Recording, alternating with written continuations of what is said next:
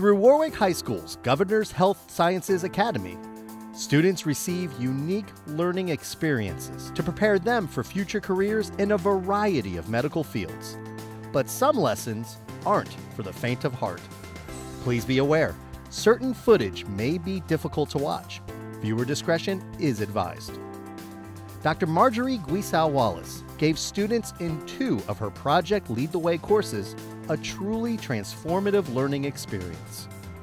During Principles of Biomedical Science and Human Body Systems, freshmen and sophomore students were able to work with actual hearts to practice making incisions, suturing, and labeling the external and internal parts of the muscular organ. The hearts came from pigs, donated by Smithfield Foods Incorporated. Pig hearts are a perfect substitute since their structure, size, and function are similar to a human heart.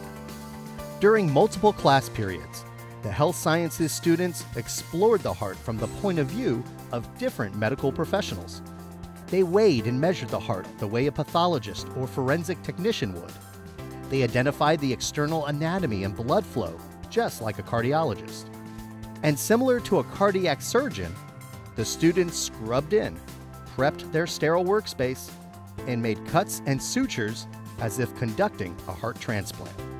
The students worked in teams to hand each other the correct surgical instruments and take detailed notes during the autopsy.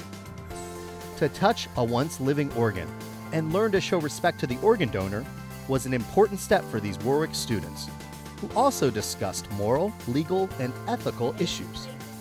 Exploring an actual heart was a practical, hands-on, minds-on lesson that will benefit these students as they move closer to their medical careers.